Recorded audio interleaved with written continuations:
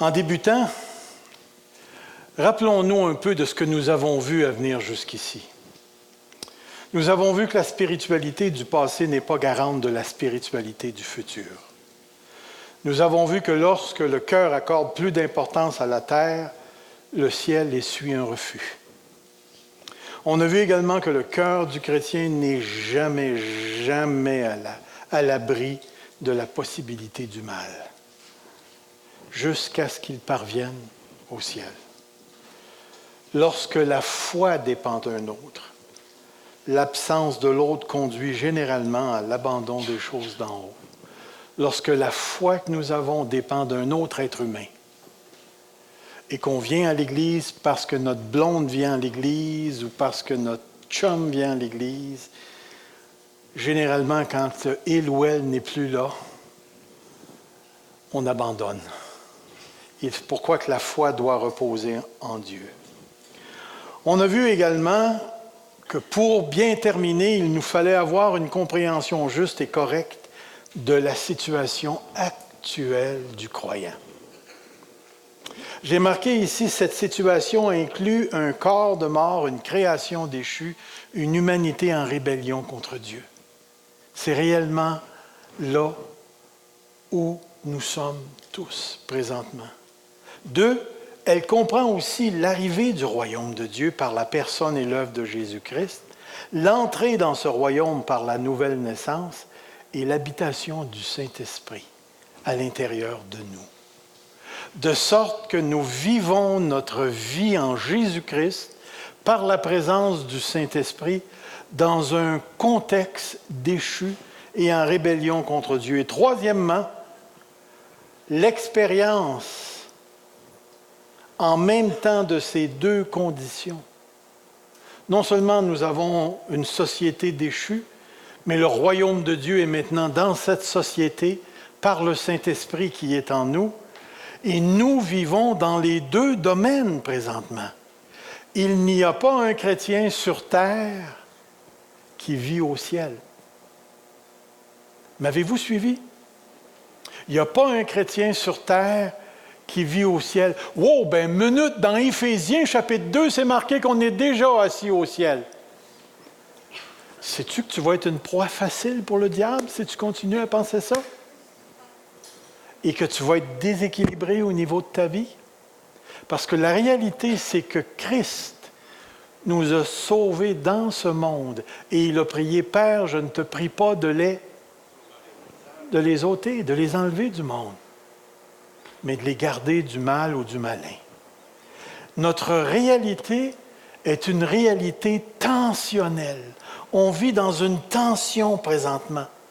On vit à la fois dans cette société que vous connaissez très bien, et nous vivons en même temps dans le royaume de Dieu.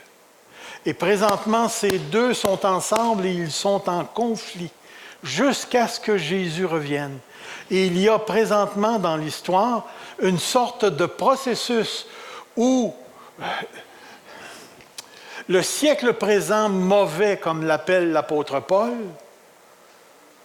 se superpose au siècle à venir que Jésus-Christ a introduit. Et il y a un mouvement de séparation qui est en train de se faire, que Jean dit, les choses passent. Les choses passent. Et plus on s'en va vers la fin, il va y avoir un certain moment donné où ce siècle présent n'existera plus. Et tout ce qui va exister, c'est le siècle à venir. Résurrection des corps dans une société complètement régénérée, avec une création renouvelée où il n'y aura plus de larmes, plus de mort, plus de péché, où le Saint-Esprit remplira toutes choses. Et à ce moment-là, nous serons dans une plénitude que nous ne pouvons pas connaître. Maintenant, nous sommes dans le maintenant et le pas encore. Je suis maintenant dans la vie éternelle, mais je n'expérimente pas la plénitude de la vie éternelle. J'ai maintenant les arts, le gage, le sceau du Saint-Esprit, mais j'aurai cette plénitude le jour où Jésus-Christ reviendra et produira tous les événements de la fin. Nous avons vu cela. Deuxièmement, ou troisièmement plutôt, nous avons vu que c'est important pour le croyant d'avoir une compréhension juste du rôle de la souffrance. Parce que tant que nous serons sur cette terre, nous allons passer par un processus de vieillissement. Et nous ne vieillissons pas tous de la même manière. Je m'excuse, mais vous ne pouvez pas toujours vieillir aussi beau que moi. C'est pas donné à tout le monde, qu'est-ce que je voulais que je vous dise. Mais je peux vous dire une chose, c'est qu'à un moment donné, à un autre, beau, pas beau, grand, gros, petit, moyen, tout ce que tu voudras, tu vas expérimenter de la souffrance.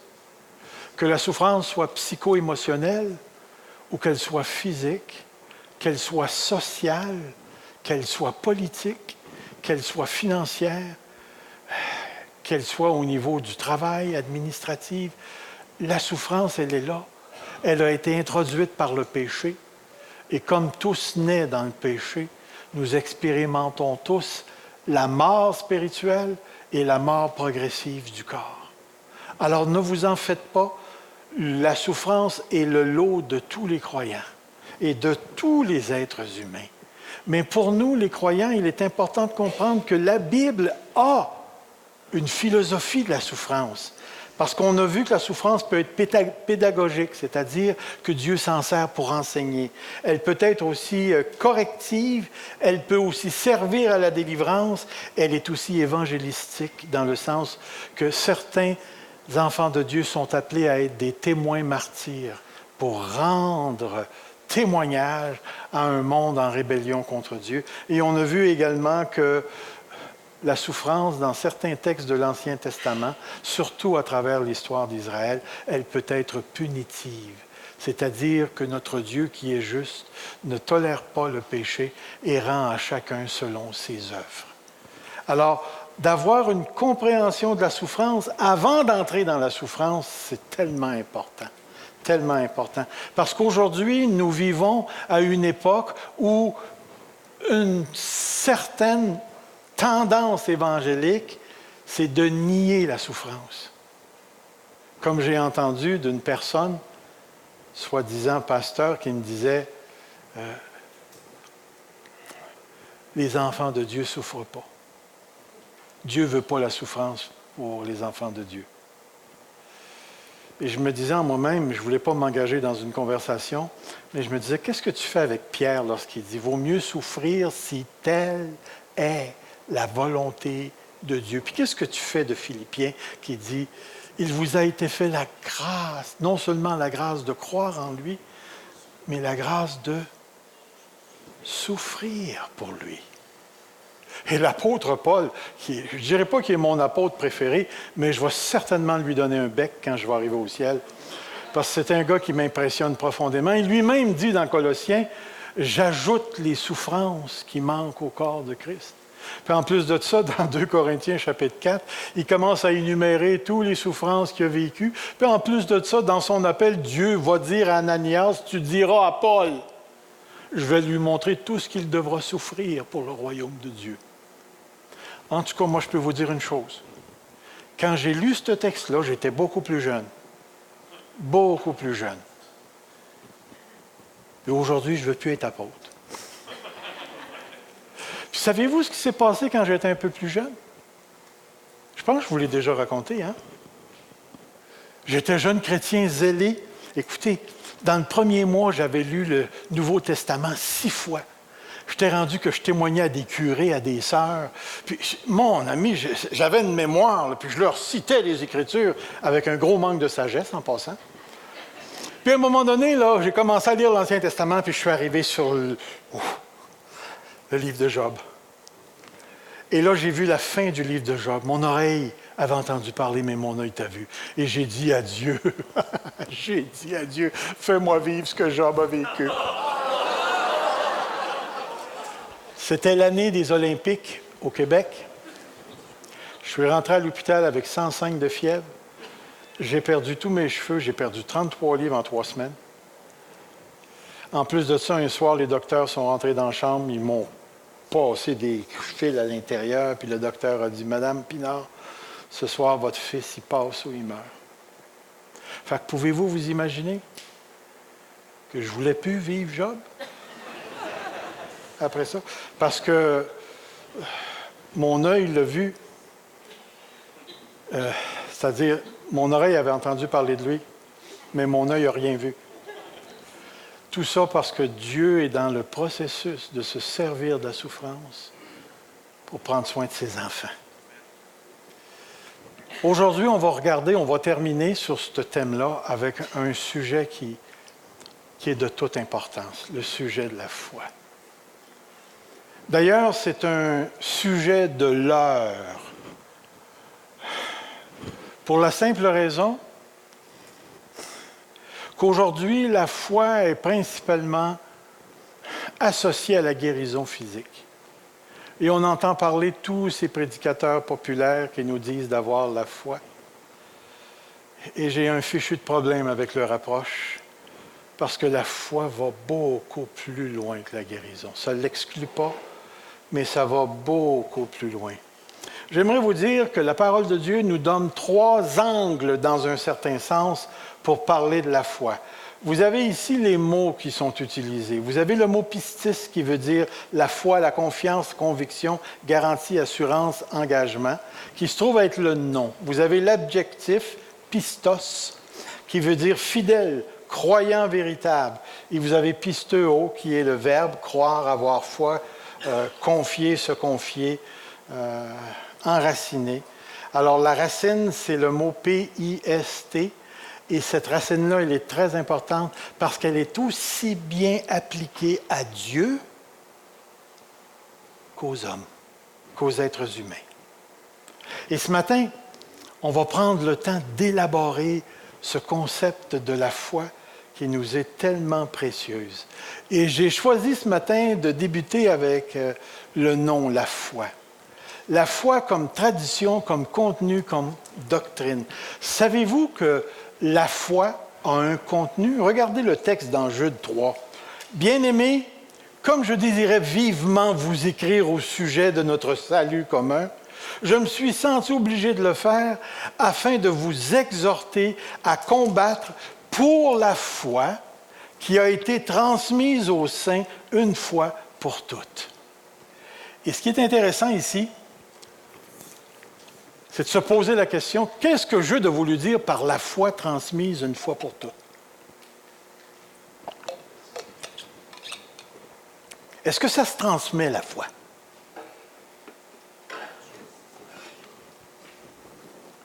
Est-ce que je peux arriver aux côtés de vous, là, un peu comme mon téléphone, tu sais, tu colles un téléphone, puis il transmet, le mettre à côté de vous, puis faire... Et voilà, tu as la foi. Ce bord-là, et là, tu as la foi. Est-ce que c'est de ça qu'il parle? Vous savez très bien que c'est pas comme ça. Parce que si c'était comme ça, là, moi, je marcherais dans Granby et puis je transmettrais la foi à tous les gens que je rencontre.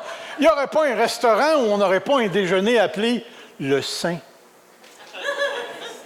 S-A-I-N-T. Écoutez, c'est pas comme ça. Lorsqu'on parle de la foi qui a été transmise une fois pour toutes, on parle de quelque chose d'historique, quelque chose qui nous a été donné et qui s'est passé d'une génération à une autre. Et dans le contexte de Jude, on sait très bien que c'est le témoignage apostolique. Ce que les apôtres ont vécu, ce que les apôtres ont vu, ce que les apôtres ont écrit, a été transmis une fois pour toutes. Une fois pour toutes. Et c'est important pour nous. La foi est l'acceptation d'un message. Regardez dans Romains 6, 8. Or, si nous sommes morts avec Christ, nous croyons. Lorsqu'il dit ça, il fait une affirmation, qu'on appelle propositionnelle, c'est-à-dire une affirmation de contenu. Une affirmation de contenu que tu peux savoir ou ne pas savoir. Nous croyons que nous vivrons aussi avec lui. Est-ce que vous croyez ça? Alors vous avez une doctrine. Vous avez un contenu dans votre foi. Regardez l'autre message. Car si nous croyons que Jésus-Christ est mort et qu'il est ressuscité, croyons aussi que Dieu ramène par Jésus-Christ avec lui ceux qui sont décédés. Croyez-vous à la résurrection des morts? Alors vous avez une doctrine. Vous avez un contenu à votre foi. Et laissez-moi vous dire que c'est tellement important. La dernière fois que nous étions ensemble, c'est la semaine passée, j'espère, David nous a parlé des pensées. Vous savez que les pensées ont un effet sur notre manière de relationner avec la réalité? Vous le saviez? Puis que ce que tu crois, tu le fais. Si tu crois que tu es un hypocrite, tu vas faire de l'hypocrisie. Si tu crois que tu es honnête et franc, tu vas reproduire ça dans tes comportements, dans ton langage, dans ta manière de voir les choses et dans tes relations avec les gens. Ce que tu crois profondément dans toi-même, là, détermine la nature de la relation que tu as avec Dieu et avec les gens autour de toi. Le contenu de ta foi est très, très, très important. Regardez dans 1 Corinthiens ici, « Pour moi, frère, lorsque je suis allé chez vous, ce n'est pas avec une supériorité de langage ou de sagesse, je suis allé vous annoncer. » Annoncer. Tu as annoncé quoi, Paul? Le témoignage de Dieu.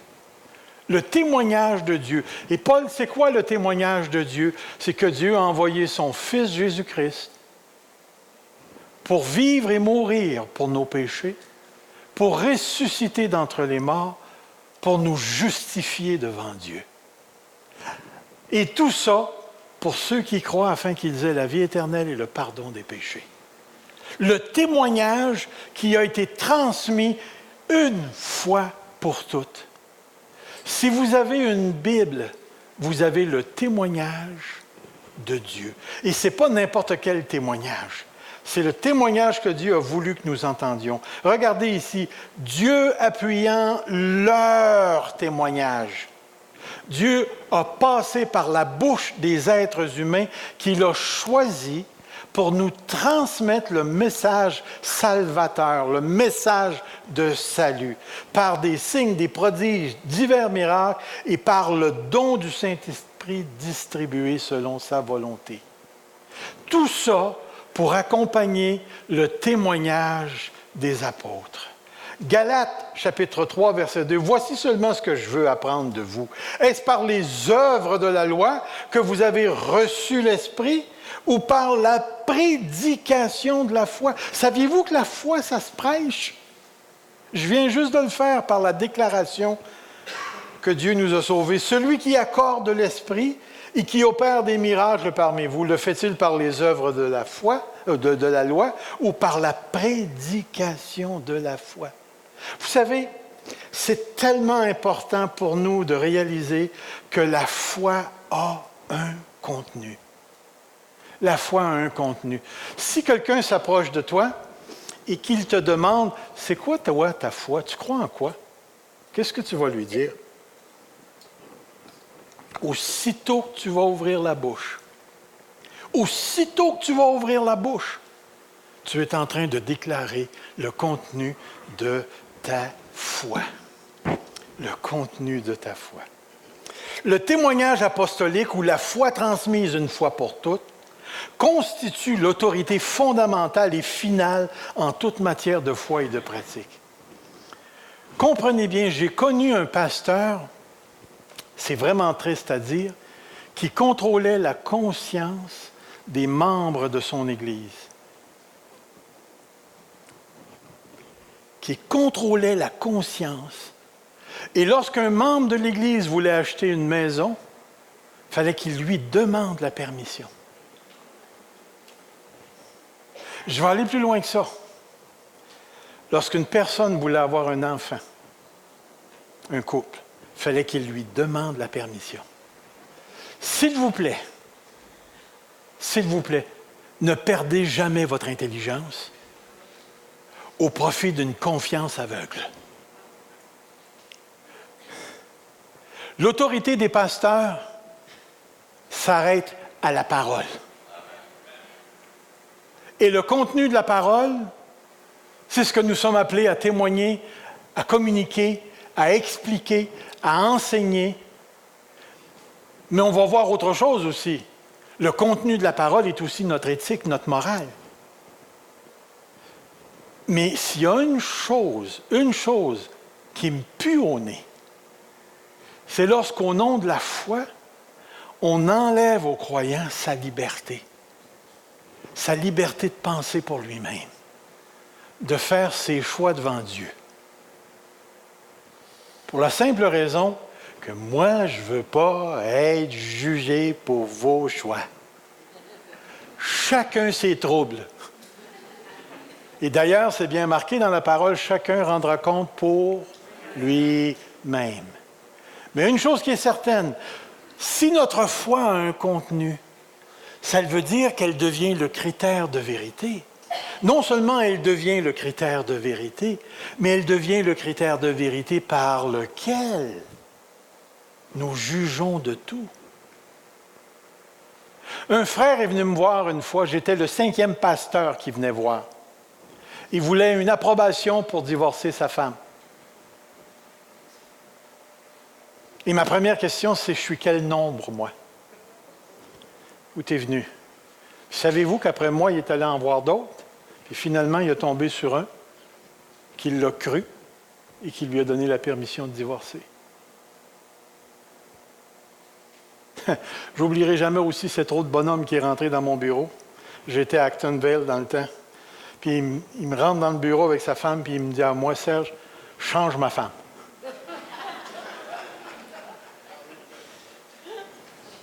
Comme si j'avais ce pouvoir-là. Comme si j'avais ce pouvoir-là de changer les gens. Le gars avait une fausse conception du pasteur. Et il y avait certainement une fausse conception du mariage. Parce que ça ne marche pas comme ça. Le contenu de ta foi. La foi n'est jamais sans contenu, elle n'est jamais vide.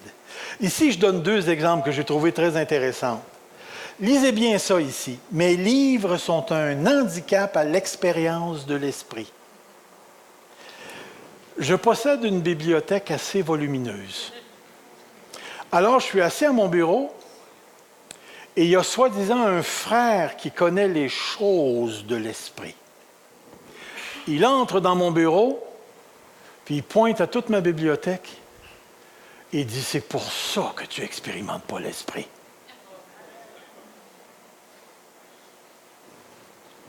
Et là, j'avais mon Nouveau Testament grec dans mes mains. Je ne l'ai pas fait, mais j'ai eu envie de le faire. J'ai eu envie d'y tourner le texte pour qu'il puisse le lire, puis lui dire: « Qu'est-ce que l'Esprit te dit maintenant?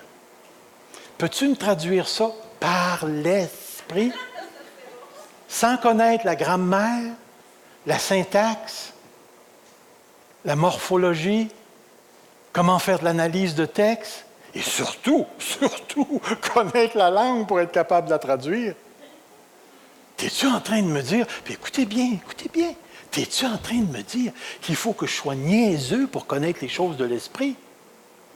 Parce qu'en réalité, c'est ça qu'il me disait. Regardez l'autre phrase. « Je suis orgueilleux parce que je connais trop. » Je ne sais pas ce que vous faites ici ce matin. Parce que vous travaillez contre votre possibilité d'expérimenter l'esprit. Parce que vous venez ici, puis on enseigne la Bible. Puis plus vous en savez, plus vous êtes orgueilleux. Et la personne avait passé un jugement de valeur sur ma personne parce que Dieu m'a donné un don d'enseignant. Puis généralement, avec ce don-là, il vient la capacité d'apprendre. C'est enseignement, apprendre, enseignement, apprendre. Il me semble que ça va ensemble. J'ai toujours aimé les livres, j'ai toujours aimé apprendre, découvrir. Justement, cette semaine, avec mon épouse, on a fait quelque chose, puis elle a dit « c'est simple ». Puis là, je lui ai dit « Chérie, tu sais bien, j'aime pas les choses simples, j'aime ça quand c'est compliqué. J'aime décortiquer. Alors, ce serait pour ça que j'expérimente pas l'esprit. » Puis là, j'ai marqué en petit parce que je voulais pas que vous soyez capable de le lire. J'ai marqué, attendez un petit peu, je vais m'approcher. Mon job de pasteur est caduc parce que l'Esprit m'enseigne tout. Vous savez qu'il y a un texte dans l'Écriture qui dit « L'Esprit vous enseignera toutes choses ». Et il y a une dame qui est venue me voir et qui m'a dit « J'ai plus besoin de pasteur ». Alors moi, ça me disait à moi-même « Alors pourquoi tu me payes? Ma job, tu n'en as pas besoin. » J'ai dit « Écoutez, vous n'avez pas besoin de pasteur. Vous n'avez même pas besoin d'église. Vous avez juste à rester chez vous puis l'Esprit va vous enseigner. » Le seul problème, c'est que cette personne-là causait un paquet de troubles dans les églises où elle se trouvait. Et tout ça parce qu'elle était enseignée par l'Esprit. Frères et sœurs, la foi a un contenu. Et ce contenu, il est tellement précieux. Connaissez-vous ce texte dans l'Évangile de Jean qui dit « Vous connaîtrez la vérité, et la vérité vous... » Voyez-vous, d'un bord, c'est affranchir, l'autre bord, c'est rendre libre. Mais dans le grec, ça veut dire la même chose. La vérité a un contenu. Tout n'est pas vérité. Alors, frères et sœurs, d'apprendre à connaître Dieu, d'apprendre à connaître sa parole, c'est tellement important. Regardez bien ce que j'ai écrit ici. Croire que la Bible est la parole de Dieu et savoir se servir de la Bible sont deux choses différentes. Je m'en vais en voiture avec un gars. J'y expose un problème que j'ai. Il pogne la Bible et il trouve ça, comme ça. Puis il dit, lis ça ici. Puis il dit, ton problème est réglé. Ça n'avait absolument rien à voir avec mon problème. J'ai dit, c'est-tu comme ça que tu trouves la volonté de Dieu? C'est-tu comme ça que tu réfléchis? C'est-tu comme ça que tu penses? C'est-tu comme ça que tu règles les problèmes des gens? Alors, ce matin, on va avoir une filée. Si vous avez des problèmes, je vais être ici, là, puis je vais tourner les pages de la Bible comme un jeu de cartes. Je vais mettre mon doigt là, puis votre problème est réglé. Est-ce que c'est comme ça qu'on manipule la Bible? Est-ce que c'est comme ça? Ou bien est-ce que la Bible a un contexte? Est-ce que la révélation de Dieu, elle est progressive? Ça veut dire que Dieu dit une chose à une époque, mais il va en révéler la plénitude du sens à une autre époque.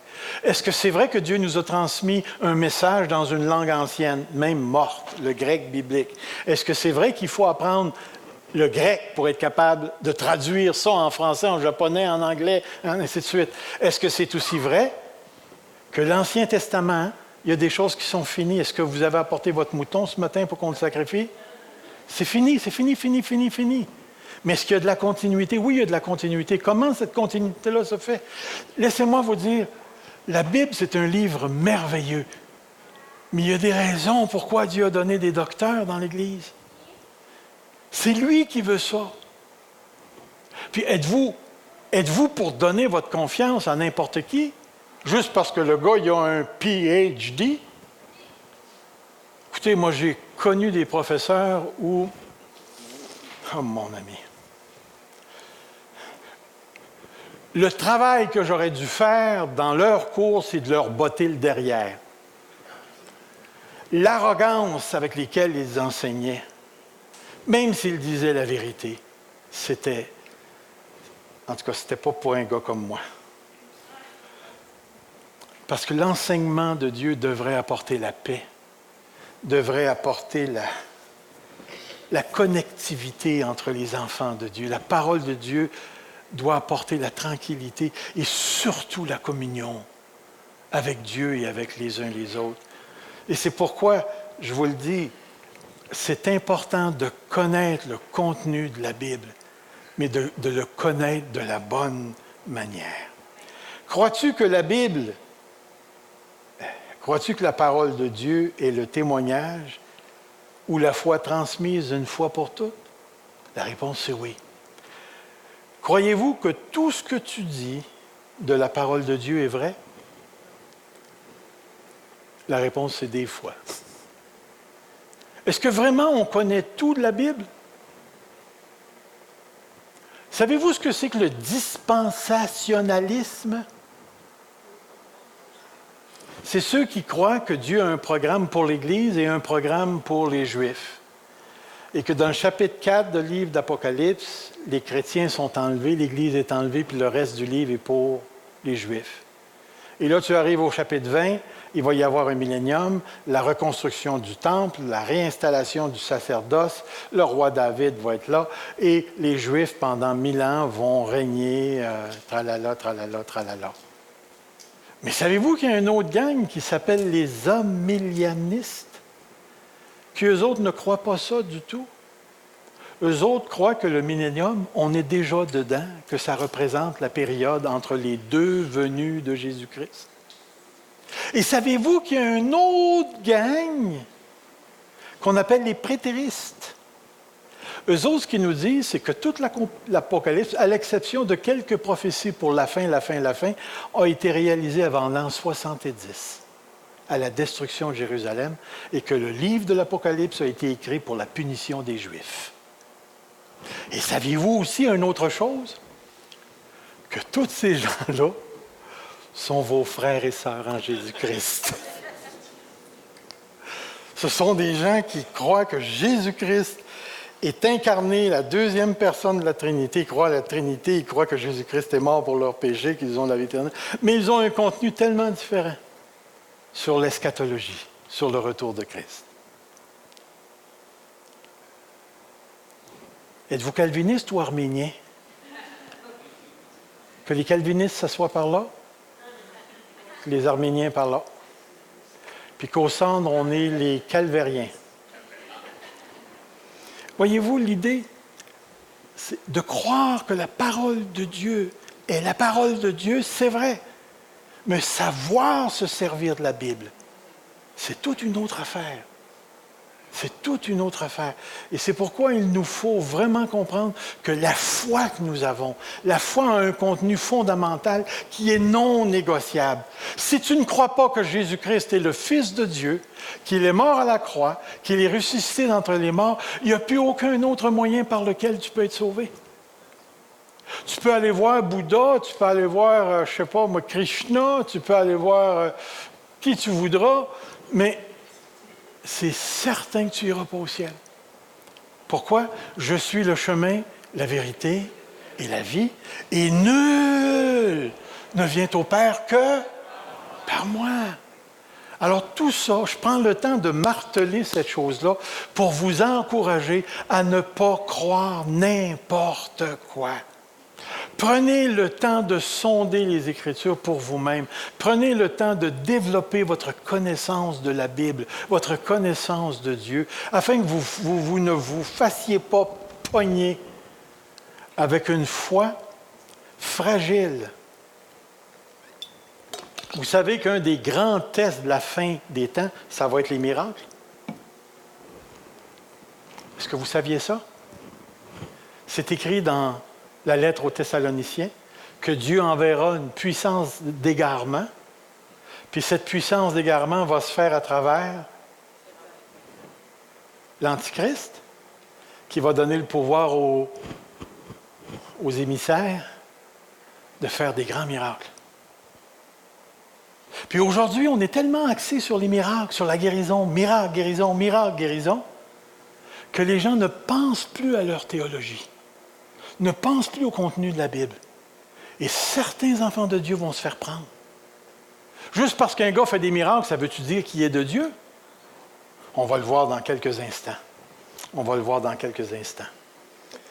La foi en tant que fidélité. C'était la foi en tant que contenu, en tant que fidélité. Et je n'élaborerai pas plus qu'il faut là-dessus, mais je vais vous donner des textes. Dieu est fidèle. Dieu est pistos. Êtes-vous content que Dieu soit fidèle? Eh, mon ami! Lui qui vous a appelé à la communion de son Fils, Jésus-Christ notre Seigneur. Que dire si quelqu'un n'a pas cru? Leur incrédulité annulera-t-elle la fidélité de Dieu? Regardez le texte. Ça, j'ai trouvé ça intéressant, ce texte-là. Dans Galates, chapitre 2, verset 16, l'apôtre Paul développe tout le concept du seul évangile véritable. Il va dire, néanmoins, sachant que ce n'est pas par les œuvres de la loi que l'homme est justifié, mais par la foi en Jésus-Christ. Mais il y a eu des dizaines d'articles théologiques décrits sur ce texte-là, et certains ont défendu la traduction qui vient. Néanmoins, sachant que ce n'est pas par les œuvres de la loi que l'homme est justifié, mais par la foi de Jésus-Christ. c'est-à-dire la pistos, la fidélité de Jésus-Christ. Laissez-moi vous dire que les deux réponses sont bonnes. Est-ce que c'est vrai qu'on est justifié par la foi en Jésus-Christ? Moi, j'ai été déclaré juste à 19 ans, puis c'était le temps que je le sois. Puis Dieu m'a sauvé. Mais est-ce que j'ai été sauvé par la fidélité de Jésus-Christ? Tu peux être certain de ça. Alors, vous êtes en présence d'un texte qui offre deux possibilités qui sont vraies. Mais l'idée ici qui nous est présentée, c'est que dans la première version, la foi, elle est relationnelle. Par la foi en Jésus-Christ. Cette relation de confiance qui s'établit avec Christ. Dans le deuxième texte, on maximise la personne de Jésus-Christ et on est en train de dire que la fidélité du Fils est devenue le fondement de notre justification en Jésus-Christ. Les deux sont vrais. Christ a été fidèle à l'exigence du Père.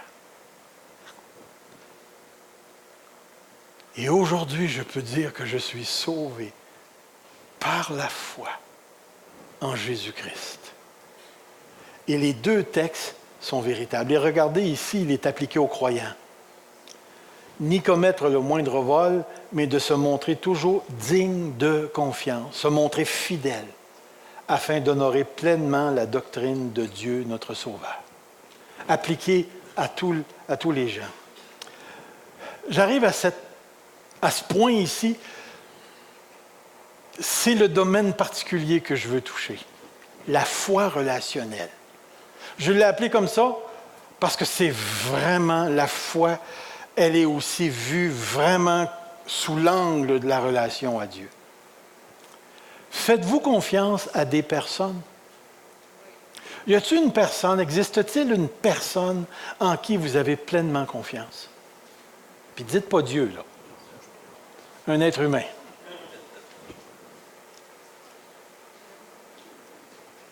Qu'est-ce que cette personne-là sait de vous?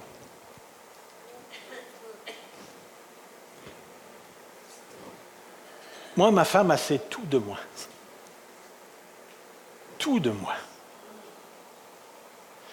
Je ne pourrais pas dire tout parce que des fois, elle ne pense pas comme moi sur tel sujet.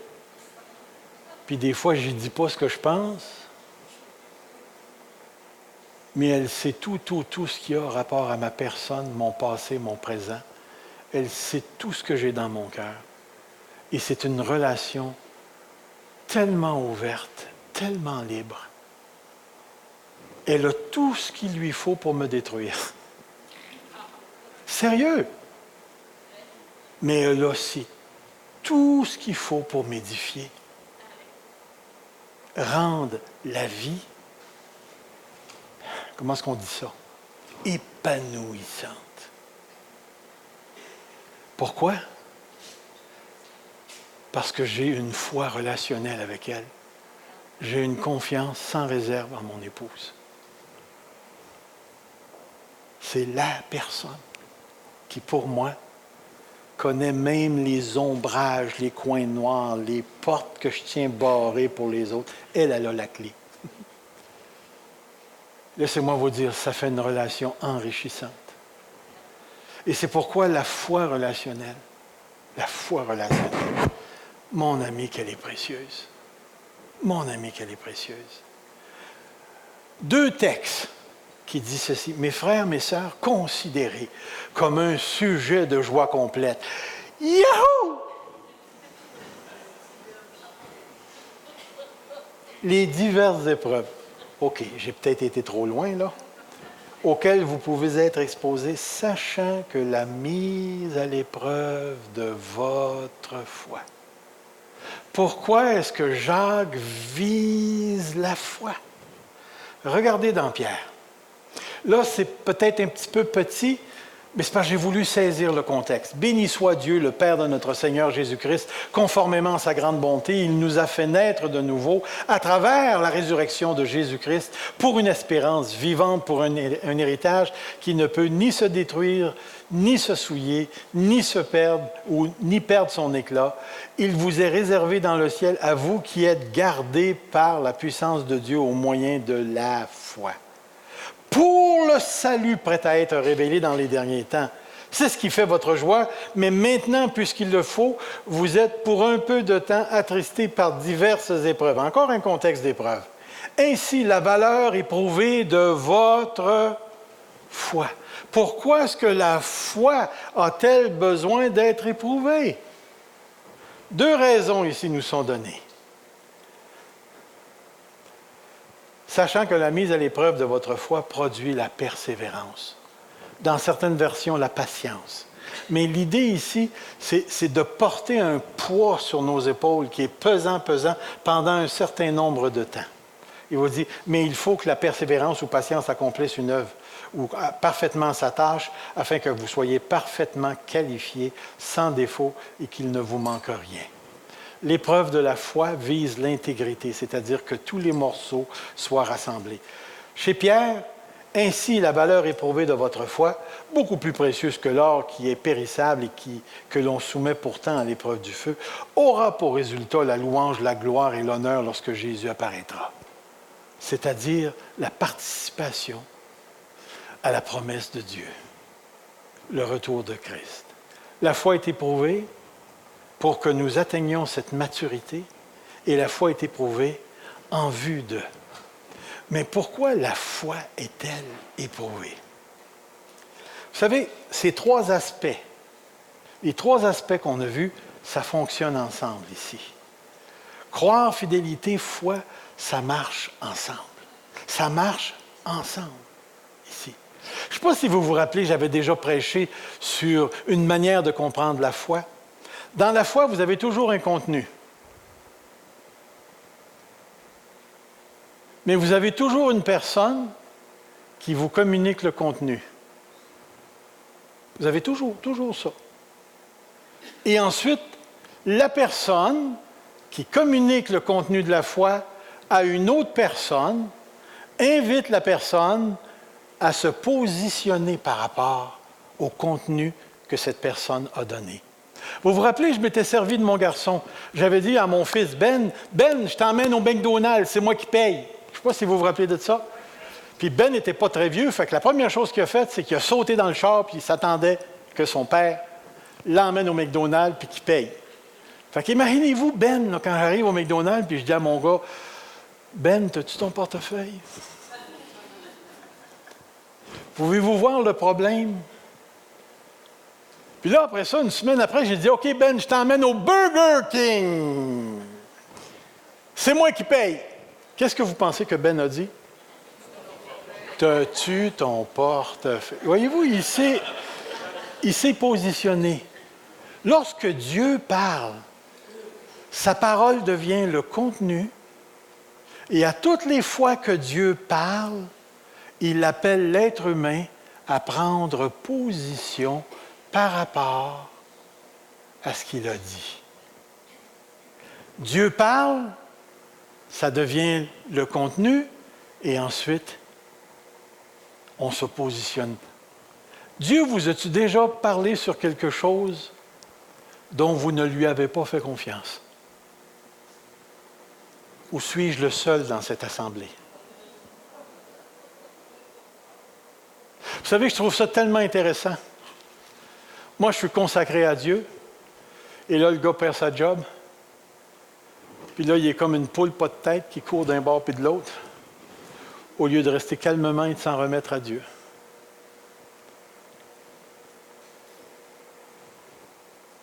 La personne apprend qu'elle a un cancer,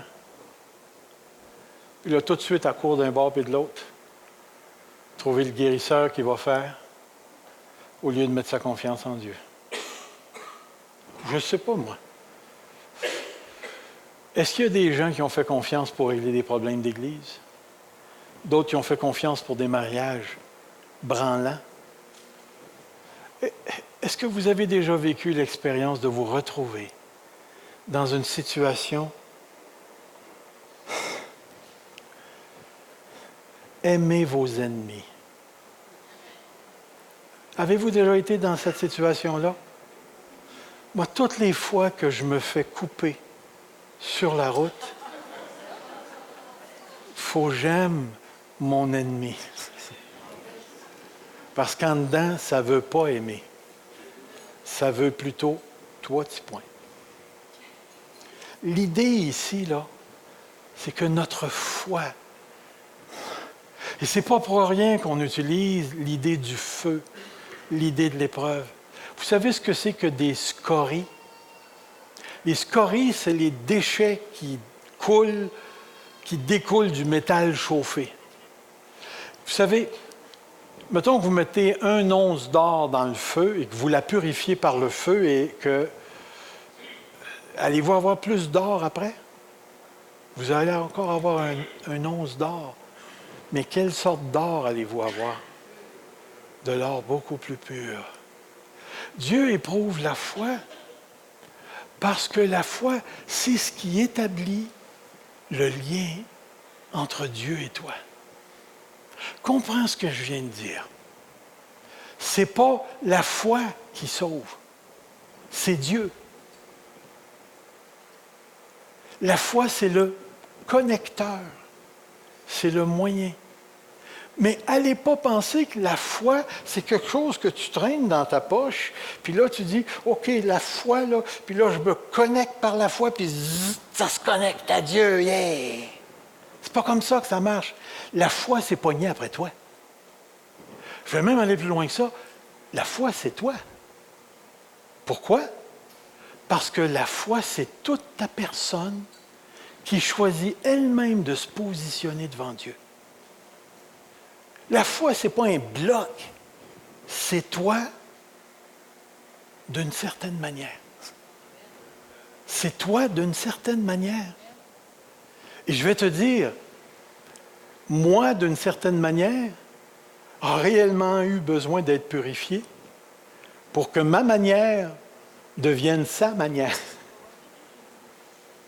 Et Dieu m'a transformé. Je ne suis plus le jeune chrétien amoureux de Dieu, baveux et ainsi de suite. Je suis maintenant le vieux chrétien pas mal moins baveux qui fait confiance à Dieu. Ces temps-ci, frères et sœurs, au niveau de mon expérience personnelle, je vous dirais qu'à l'intérieur de moi, là, c'est comme si je me suis couché complètement dans la main de Dieu. Et en ce moment même, ça apporte une paix et une tranquillité, même si à la surface, ça brasse. Mon épouse et moi, on est pris dans la maladie. On a des mauvaises nouvelles. Notre corps vieillit. On le sent. Mais si seulement je pouvais vous ouvrir ma poitrine pour que vous puissiez voir en dedans comment j'ai confiance que mon Dieu va m'emmener à terme. Comment est-ce que mon Dieu m'aime et qu'il me transforme. Oh, je vais sauter ça, cette partie-là. Puis je vais vous emmener ici. La foi est la réponse de l'homme à l'offre de Dieu. La foi engendre notre relation individuelle avec Dieu. Et la troisième, la foi nous permet de transcender. Savez-vous ce que c'est que la transcendance? C'est tout ce qui dépasse les sens. Là, présentement, là, si vous me voyez, vous ne transcendez pas. Vous me voyez à travers vos yeux, vous m'entendez à travers vos oreilles.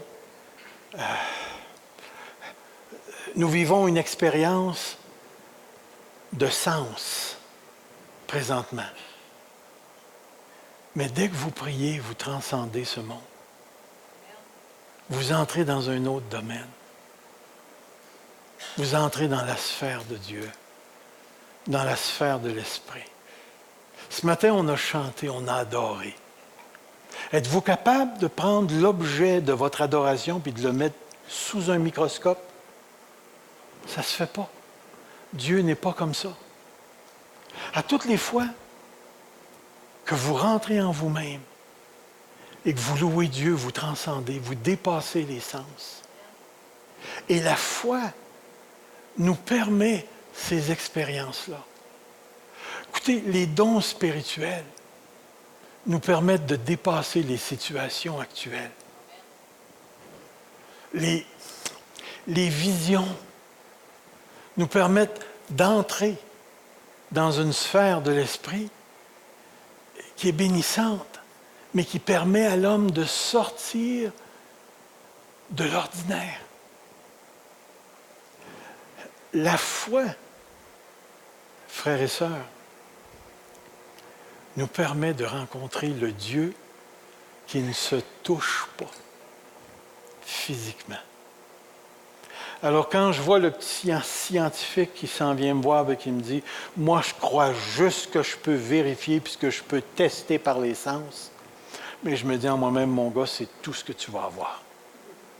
Mais aussitôt qu'il va me parler de l'amour de sa femme ou de ses enfants, je vais lui demander « Essaye donc de mettre l'amour en dessous d'un microscope. » Comment est-ce que je vais savoir que tu n'es pas en train plutôt de courir après son argent parce qu'elle a eu un héritage? Puis les enfants, c'est juste un hameçon pour te la garder collée.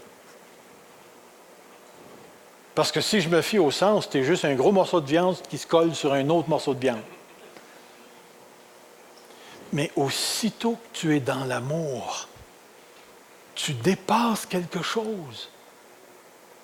Et savez-vous que Dieu nous a créés avec un esprit?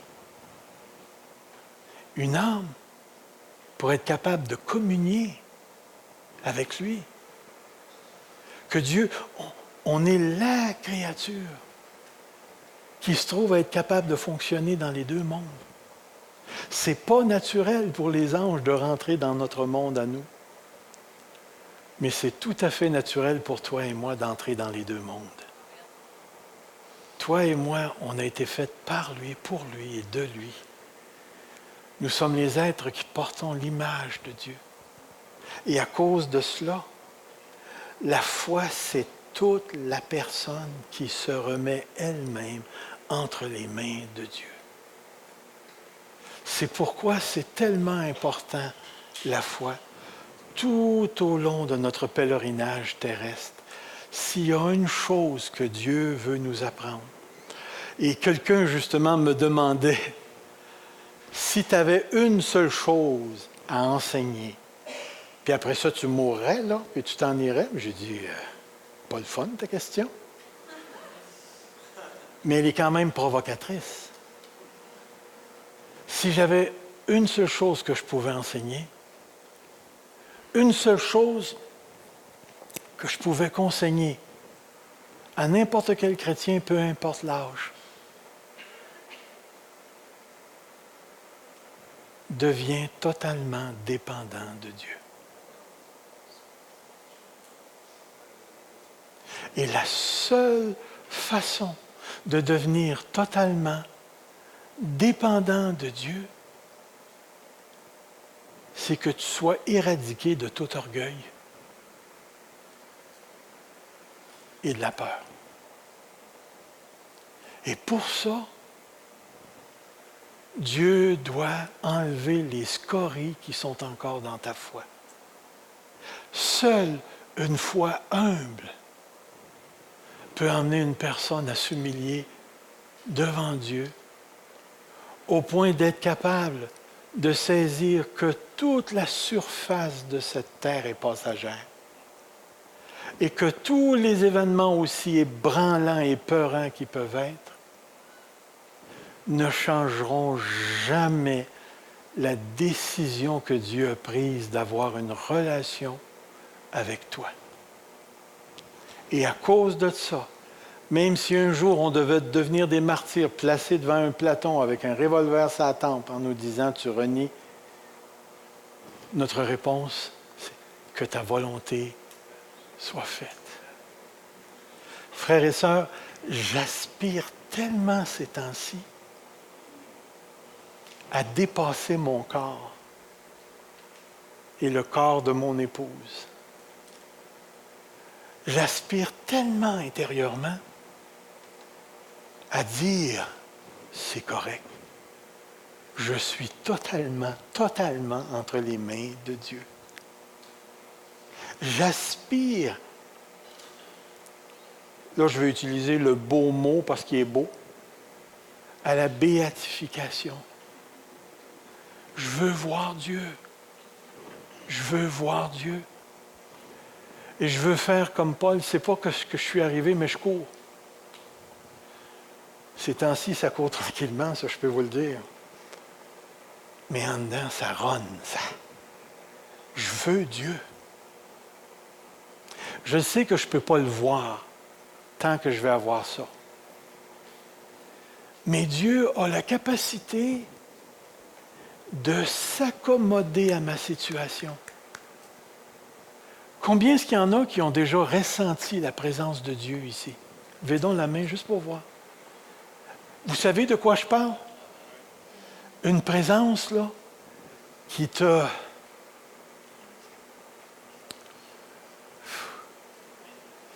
dit que tu as été faite pour ça. Tu as été faite pour lui. Et cette présence-là,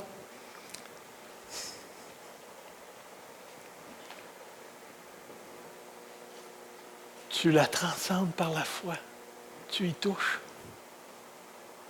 Dieu veut tellement se communiquer à nous. Ce n'est pas des faces. Tout ce qu'il demande, c'est des cœurs qui sont prêts à le recevoir, par la foi. Et c'est pourquoi il n'y aura jamais de plus grand commandement. Tu aimeras le Seigneur ton Dieu, tout ton cœur, de toute ta force, de toute ta pensée, de tout ton corps, de tout ton bien, de tout.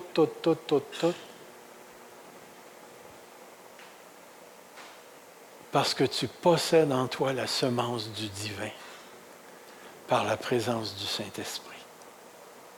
Que Dieu nous accorde ce matin, de voir que la foi, c'est la clé de la relation avec Dieu. La foi a un contenu qui t'emmène à la fidélité et qui te demande de te positionner par rapport à ce qui t'a été dit. Dieu, sa promesse, sa personne, son œuvre, et toi, tu es appelé à te positionner. Et je terminerai avec les paroles de l'apôtre Paul qui dit « Cherchez les choses d'en haut, non celles qui sont sur la terre. » Église Fusion, ne te fais pas prendre.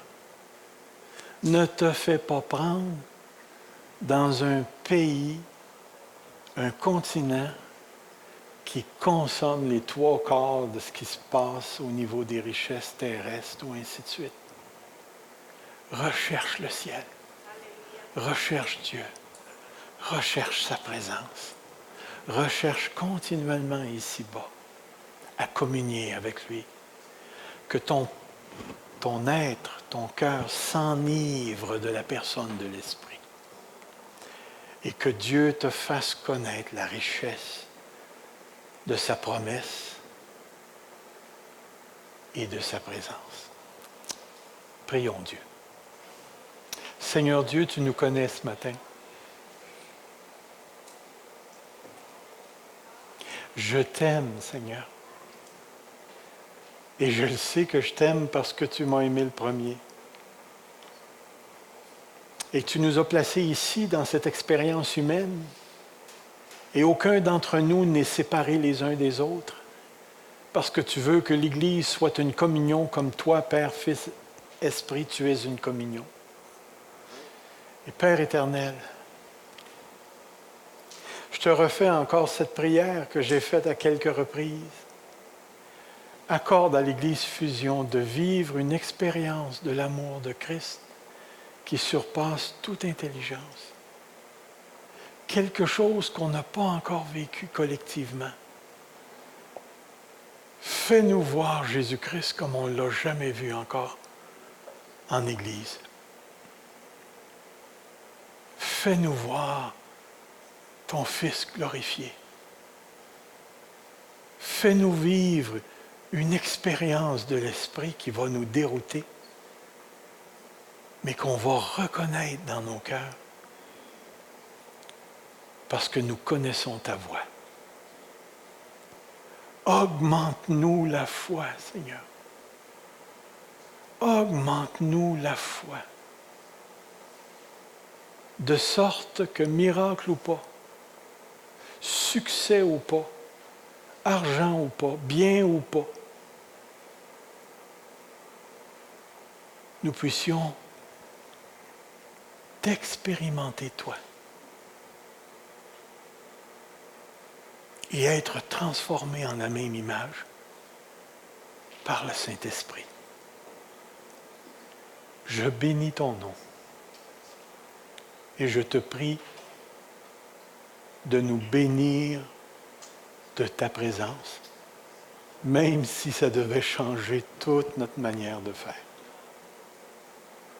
Père, écoute ma prière pour l'Église Fusion et que ça dépasse les murs de notre Église pour atteindre tous ceux qui sont autour de nous.